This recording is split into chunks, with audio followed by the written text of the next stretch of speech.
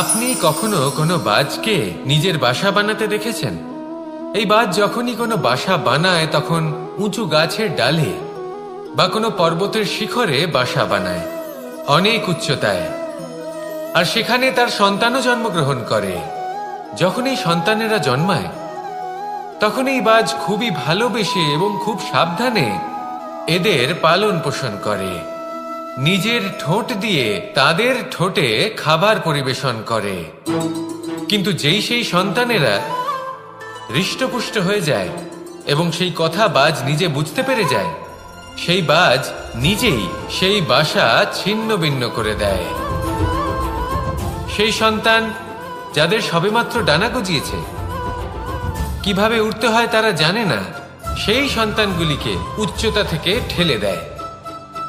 সেই সন্তান প্রথমে ভয়ভীত হয়ে যায়।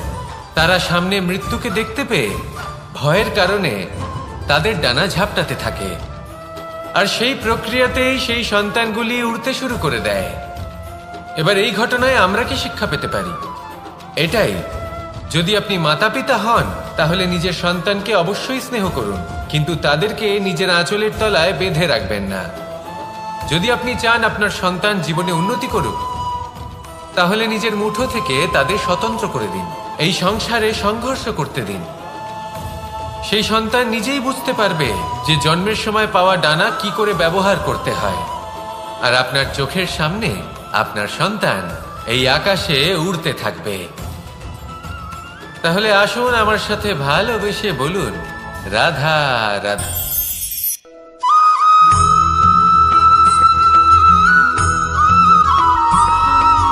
বসন্ত ঋতু, এই সময় মন আনন্দে ভরে থাকে। এমন মনে হয় যেন আমরা আকাশে বিচরণ করতে চলে যাই, কিন্তু সেটা তো সম্ভব নয়। সেই জন্য হয়তো আমরা ঘুড়ি ওড়াই, এই ঘুড়িকে নিজেদের প্রতিরূপ মনে করে। এবার অনেক মানুষ আছেন যারা ঘুড়ি ওড়ান, কিন্তু এই কর্মের সারমর্ম কি সেটা কজন বুঝতে পারেন? আপনি এটা মনে করুন যে আপনি হলেন সেই ঘুড়ি, আর এই সুতো যিনি ধরে রয়েছেন তিনি হলেন পরমাত্মা।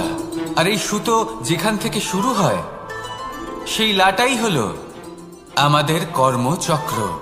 এবার আপনি নিজেই অনুমান করুন যে এই উড়ান কার ওপর নির্ভরশীল? পরমাত্মার ওপর আর আপনার কর্মের ওপর। যদি পরমাত্মা আপনার হাত ধরে থাকেন, আপনার সাথে থাকেন, যদি আপনি শুভ কর্ম করতে থাকেন, আপনি এই আকাশে উড়তে থাকবেন। কিন্তু কোথাও কোথাও যদি পরমাত্মার সাথে এই বন্ধন ছিন্ন হয়, আপনার কর্মচক্র খারাপ হয়ে যায় বা থেমে যায়, তাহলে আপনার এই ঘুড়ি কেটে যাবে আর দূরে কোনো গাছের ডালে গিয়ে আটকে যাবে। তাই শুধুমাত্র ঘুড়ি ওড়াবেন না, তার থেকে শিখুন। পরমাত্মার সাহচর্যে থাকুন, সবসময় শুভ কর্ম করতে থাকুন আর সবসময় এই আকাশে উড়তে থাকুন। আসুন আর আমার সাথে ভালোবেসে বলুন, রাধা।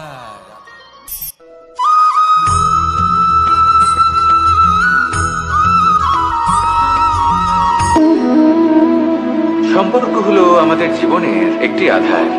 কিছু সম্পর্ক এমন যে আমরা জন্মসূত্রে লাভ করি, যেমন পরিবার, মা বাবা। কিছু সম্পর্ক আছে যে আমরা জীবনে অর্জন করে থাকি, তা সে প্রেমের হোক, স্নেহের হোক বা বন্ধুত্বের। এই সকল সম্পর্ক লাভ করার বা গড়ে তোলার 5টি ধাপ রয়েছে। প্রথম ধাপ, কোনো ব্যক্তির সাথে আলাপ হওয়া, তার সাথে কথা বলা বা তাকে দেখা। দ্বিতীয় ধাপ, সে ব্যক্তিকে আমাদের ভালো লাগা। তৃতীয় ধাপ, আমাদের এটা চাইতে শুরু করা যে জীবনে এই ব্যক্তি যেন আমাদের বন্ধু হন, আমাদের জীবনে থাকেন, বা আমাদের কাউকে ভালোবেসে ফেলা। আর এটা আমাদের ভাবা বা চাওয়া যে সেই ব্যক্তি যেন আজীবন আমার সাথে থাকেন, আমার জীবনে আমার সাথী হয়ে। চতুর্থ ধাপ, লাভ করা। এবার এই ধাপটি অনেক মানুষের পক্ষেই খুবই সরল হয়, বড়ই সরল ভাবে নিজেদের সঙ্গীকে লাভ করে থাকেন। কিছু মানুষের জন্য এই ধাপ অত্যন্ত কঠিন হয়ে থাকে। অনেক প্রতিকূল পরিস্থিতির উপর জয়লাভ করে তারা সঙ্গীকে লাভ করেন, কিন্তু লাভ অবশ্যই করেন। এরপরে আসে পঞ্চম ও অন্তিম এবং সব থেকে গুরুত্বপূর্ণ ধাপ, সেটা হলো সেই সম্পর্ক পালন করা। এটা হলো এমন এক বিষয় যা প্রত্যেক মানুষের শেখা উচিত। যদি ব্যক্তি নিজের জীবনে সম্পর্ক রক্ষা করতে শিখে যান, তবে প্রত্যেক সম্পর্ক তার জীবনকে স্বর্গ করে তুলবে। আসুন আর আমার সাথে ভালোবেসে বলুন, রাধা রাধা।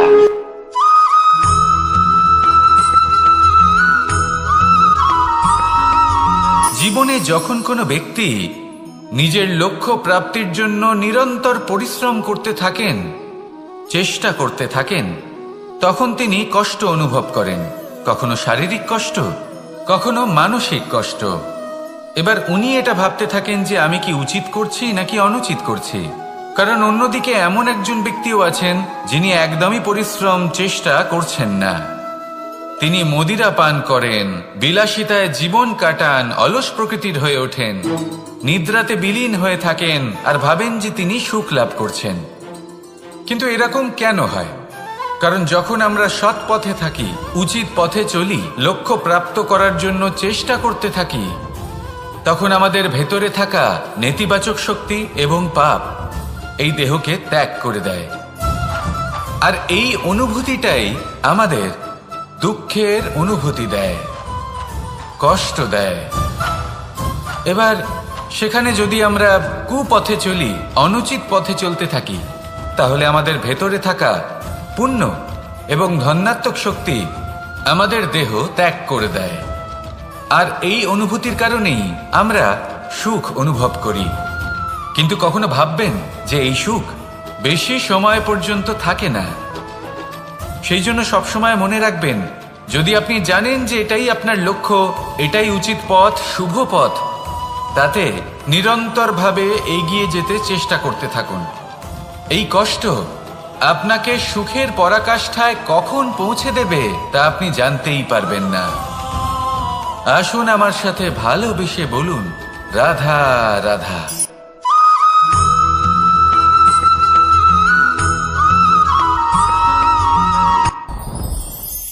সাথী। সাথী এই শব্দটির ব্যাখ্যা কে কিভাবে করে? মিত্র, সখা, বন্ধু। কিন্তু অর্থ একটাই, তিনি যিনি আপনার সঙ্গী হন আর তিনি যার সাথী আপনি হন। এবার সব থেকে বড় প্রশ্ন হলো এটাই যে তিনি কে হতে পারেন যাকে আপনি আপনার সাথী বলে মেনে নিতে পারেন, নিজের সখা, নিজের মিত্র, নিজের বন্ধু মেনে নিতে পারেন। আপনার সাথী হলেন তিনি যিনি দুঃখের সময় আপনার পাশে থাকবেন, আপনার হাত ধরে থাকবেন। আপনার সাথী হলেন তিনি যার হাত আপনি নিজের সুখের দিনে ধরে থাকবেন। সেই সাথীরই হাত ধরুন যিনি দুঃখে সবসময় আপনাকে সাহায্য করার জন্য তৎপর হয়ে থাকেন, আপনার পাশে থাকেন, আর যাকে সুখের দিনে আপনি আপনার সাথে রাখতে পারেন। আর যখন আপনার সাথে আপনার এই সাথী থাকবে, তখন আপনি এটা বুঝবেন যে যখন জীবনে দুঃখ আসে, তখন এই দুঃখ কমে যায়, সবার মধ্যে ভাগ হয়ে যায়। আর যদি তখন সুখ আসে, তাহলে সেটা সবার উপস্থিতিতে আরো বেড়ে যায়। এটাই হলো প্রেম, এটাই হলো ভালোবাসা, এটাই হলো সঙ্গ। যেমন সম্পর্ক আমার আর রাধার মাঝে। তাহলে আসুন আর আমার সাথে ভালোবেসে বলুন, রাধা রাধা।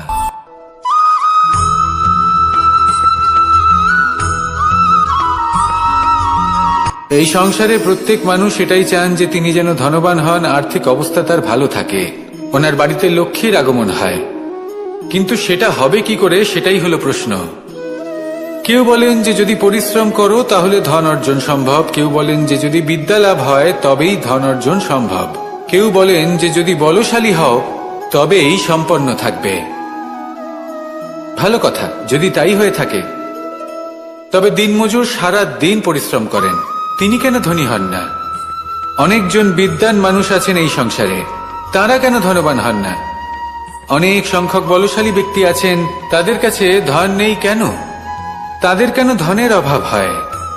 আবার এমনও কিছু মানুষ আছেন যারা পরিশ্রম করেন, তারা দিনমজুর, কিন্তু তারা ধন অর্জন করতে পারেন। কিছু বিদ্বান ব্যক্তি আছেন যাদের কাছে অধিক মাত্রায় ধন রয়েছে। কয়েকজন বলশালী ব্যক্তি রয়েছেন যাদের কাছে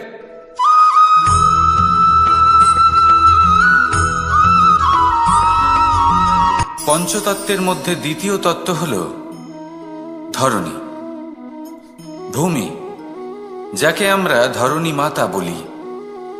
এই ধরণী ধৈর্য ধারণ করে, আর এর ওপরেই আমাদের সমগ্র সংসার নির্ভরশীল। কারণ এই ভূমি সহ্য ক্ষমতা রাখে, এর সহ্য ক্ষমতা হল অপরিসীম। সন্তান যতই আঘাত প্রদান করুক না কেন, প্রেম পূর্বক সহ্য করে, আর তার বদলে অমূল্য রত্ন প্রদান করে। সন্তান যদি হাল চালায়, তাহলে তার বদলে তাকে অন্ন প্রদান করে।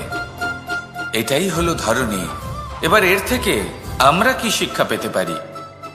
এটাই যে কারোর জন্য কিছু করা বা কাউকে কিছু দেওয়া মনে কোনো কামনা ছাড়াই। আর এই কথাটা বুঝে যান, যদি কারোর জন্য কামনা না রেখে বা কোনো পাওয়ার আশা না রেখে কারোর জন্য কিছু করেন বা কারোকে কিছু দেন, যদি এটা আপনি শিখতে পারেন, তবে আপনি ভালোবাসতে শিখে গেছেন। আর সেই জন্যই এই ধরিত্রীকে মাতা বলা হয়। কারণ মাতা শুধু উনি নন যিনি গর্ভে সন্তানকে ধারণ করেন, মাতা তো উনিও যিনি জীবন বাঁচতে শেখান, যিনি জীবন বাঁচার উদাহরণ প্রদান করেন। তাহলে ধরণীর থেকে এই নিঃস্বার্থ ভাব শিখুন, নিঃস্বার্থ ভালোবাসা শিখুন, আর এই ভালোবাসার সাথেই বলুন রাধা রাধা।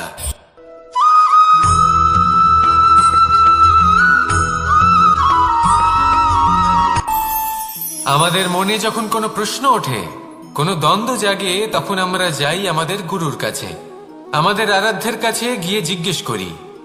এইভাবেই একদিন আমি পৌঁছলাম আমার আরাধ্যের কাছে, আমার মহাদেবের কাছে, আর ওনাকে প্রশ্ন করলাম যে মহাদেব, জীবনে আনন্দ পাওয়ার, উৎসব পালনের, প্রেম ভাগ করে নেবার, জীবনকে উপভোগ করে নেওয়ার সর্বশ্রেষ্ঠ সময় কোনটা? মহাদেব হাসলেন আর উনি বললেন, জীবনে উৎসব পালনের সব থেকে শ্রেষ্ঠ দিন হল মৃত্যুর ঠিক আগের দিনটা। প্রেম ভাগ করে নেওয়ার সব থেকে শ্রেষ্ঠ মুহূর্ত হল মৃত্যুর ঠিক আগের মুহূর্ত। জীবনকে উপভোগ করে নেওয়ার সর্বশ্রেষ্ঠ প্রহর হল মৃত্যুর এক প্রহর পূর্বে। তখন আমি চমকে গেলাম। আমি বললাম, কিন্তু মহাদেব, মৃত্যু তো অনিশ্চিত, আমরা জানিও না কবে আমাদের মৃত্যু হবে। মহাদেব আবার হাসলেন। উনি বললেন যে যদি আমরা এভাবে জীবন কাটাই যে আমরা জীবনের প্রত্যেক দিন, প্রত্যেক মুহূর্ত, প্রত্যেক প্রহর শেষ বলে মনে করি, তাহলে আমাদের সমস্ত জীবন আনন্দের সাথেই অতিবাহিত হবে। কি বলেন?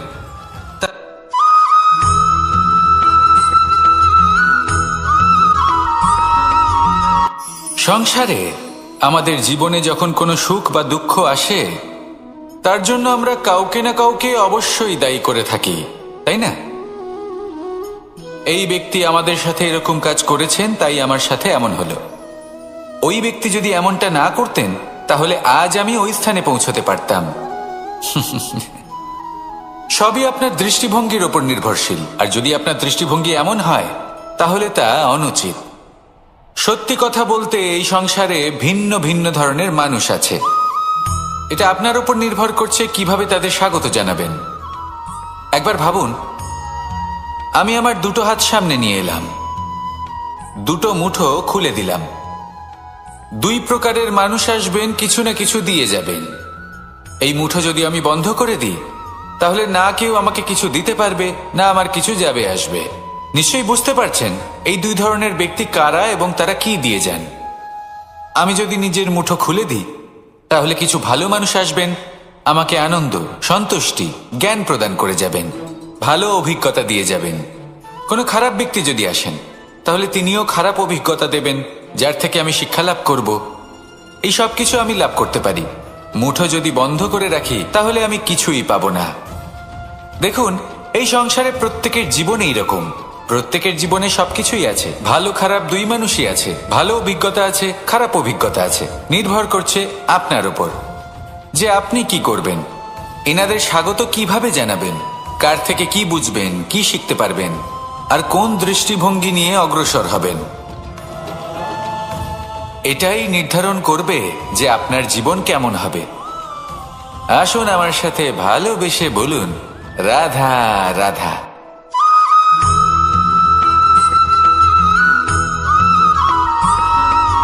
জীবনে অগ্রসর হওয়ার জন্য আমাদের কাকে প্রয়োজন হয়? মাতা পিতা, বন্ধু, প্রেম, সাহায্য, অর্থ, পরিশ্রম, আশা। ভিন্ন ভিন্ন মানুষ ভিন্ন ভিন্ন বিকল্প চয়ন করে। যদি আমি আপনাকে বলি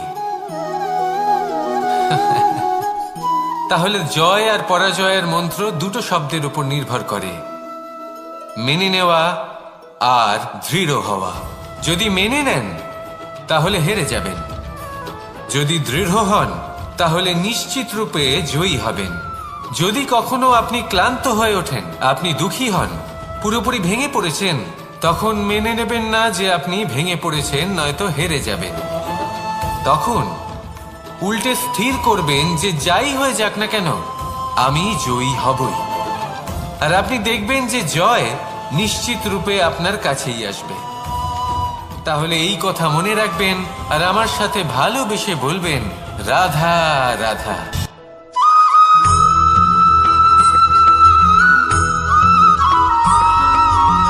ভালো, শুধু ওনাদের কঠোর ব্যবহার দেখলে আমরা একটু ভয় পেয়ে যাই। এবার ওনাদের এই কঠোর ব্যবহার আমাদের ভালো না লাগলেও অত্যন্ত আবশ্যক, কারণ মাতার থেকে আমরা যে শক্তি লাভ করি তা যেন নিয়ন্ত্রণ হারিয়ে বিধ্বংসী না হয়ে ওঠে। আমরা যেন কোনো কুপথে না চলে যাই, আমরা কখনো যেন দোষ না করে ফেলি।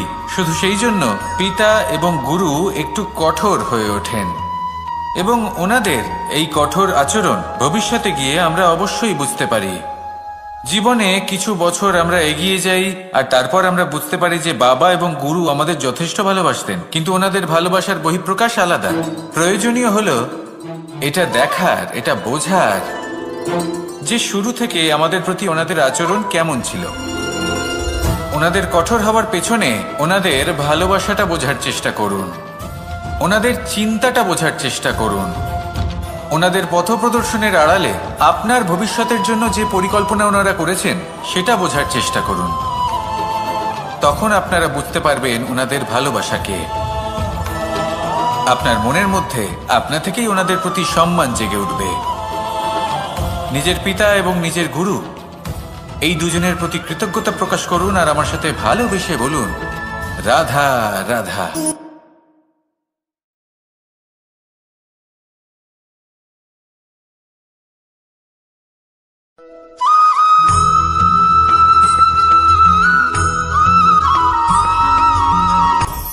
আপনি কখনো পর্বতের শিখরে উঠেছেন? আপনি দেখতে পাবেন পর্বতের পদতলে প্রচুর সুন্দর ফুল রয়েছে, সবুজ বনানী রয়েছে। যত আপনি উপরে উঠতে থাকবেন তত ফুল কমতে থাকবে, সবুজ বনানী কমতে থাকবে। আরো কিছুটা উপরে উঠলে কাঁটা জাতীয় গাছ দেখতে পাবেন, শুকনো গাছ দেখতে পাবেন। আরো যদি উপরে ওঠেন তাহলে পাষাণ দেখতে পাবেন। আরো উপরে উঠলে হিমখণ্ড দেখতে পাবেন। এই যে পর্বত, তা মনুষ্য জীবনের সব থেকে উত্তম উদাহরণ। মানুষ যখন সাফল্যের শিখরে পৌঁছতে চান, মহানুভবতার শিখরে পৌঁছতে চান, পথে যত আস্তে আস্তে উপরে উঠতে থাকেন ততই ভৌতিক বস্তু তার থেকে বিচ্ছিন্ন হতে থাকে।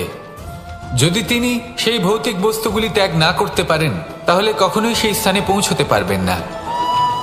আর মানুষ যদি উচিত ত্যাগ করতে পারেন, পথে অগ্রসর হতে থাকেন, এগোতে থাকেন, তাহলে একদিন না একদিন তিনি মহানুভবতার, জ্ঞানের, সাফল্যের হিমের স্বাদ অবশ্যই লাভ করবেন।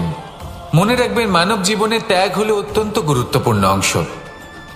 আসুন আমার সাথে ভালোবেসে বলুন, রাধা রাধা।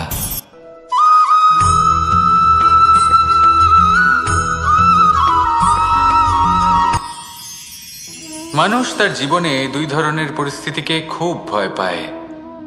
এক, কোনো কারণবশত কারোর সামনে নত হওয়া। 2, কোনো কারণে নিজের চরিত্র থেকে, নিজের মূল্যবোধ থেকে বিচ্যুত হওয়া। এবার কেন হয় এরকম যে কথায় কথায় কারোর সামনে নত হতে হয়? কেন বারংবার নিজের চরিত্র থেকে চ্যুত হতে হয়? এরকম কেন হয়? এটা তখনই হয় যখন আমাদের শিক্ষা এবং মূল্যবোধের অভাব থাকে। যদি মানুষের মধ্যে প্রকৃত শিক্ষা থাকে, তাহলে এই সংসারে কোনো সময় এবং কারোর সামনেই নত হওয়ার কোনো প্রয়োজন নেই। যদি মানুষের মধ্যে মূল্যবোধ থাকে, তাহলে তাকে নিজের মূল্যবোধ বা চরিত্র থেকে বিচ্যুত হতে হয় না, তা সে যাই হয়ে যাক না কেন। কোনো বালককে যদি জন্ম থেকেই সুশিক্ষার অধিকারী করা হয়, শিক্ষিত করা হয়, মূল্যবোধের অধিকারী করা হয়, তবে সে এই সংসারে এমন কর্ম করবে যাতে সে নিজেকে, নিজের পরিবারকে, সমগ্র সমাজকে গর্বিত করতে পারে। শিক্ষা লাভ করুন, মূল্যবোধ লাভ করুন এবং আমার সাথে ভালোবেসে বলুন, রাধা রাধা।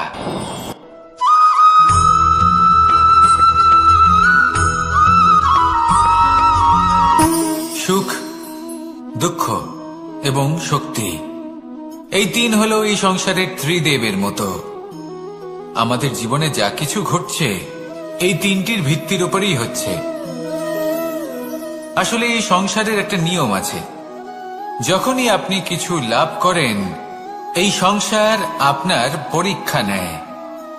এটা জানার জন্য আপনার পরীক্ষা নেয় যে আপনি যা কিছুই লাভ করেছেন, আপনি কি আদৌ সেটার যোগ্য কিনা। ঠিক সেইভাবেই এই সুখ, দুঃখ এবং শক্তি আপনার পরীক্ষা নিয়ে থাকে। যখন সুখ আসে তখন সে আপনার পরীক্ষা নেয় যে আপনার মধ্যে অহংবোধ জাগ্রত হয়নি তো। যদি অহংবোধ চলে আসে তাহলে সুখ সেখানেই সঙ্গ ত্যাগ করে। দুঃখ আপনার ধৈর্যের পরীক্ষা নিতে থাকে, আর যদি আপনার মধ্যে ধৈর্য না থাকে তাহলে এটা আপনাকে আরো বেশি দুঃখের গভীর অন্ধকারে ঠেলে দেবে। সেখানে শক্তি পরীক্ষা নেয় আপনার বিনম্রতার। যদি আপনি বিনম্র না হন, তাহলে হয় এই শক্তি আপনার সঙ্গ ত্যাগ করবে, নয় এই শক্তি বিনম্রতার অভাবে আপনার পতনের কারণ হতে পারে। এই সংসারে যে কোনো ব্যক্তি যিনি এই পরীক্ষায় উত্তীর্ণ হয়ে থাকেন, এই জীবনে তিনি সাফল্য লাভ করেন। আসুন আমার সাথে ভালোবেসে বলুন, রাধা রাধা।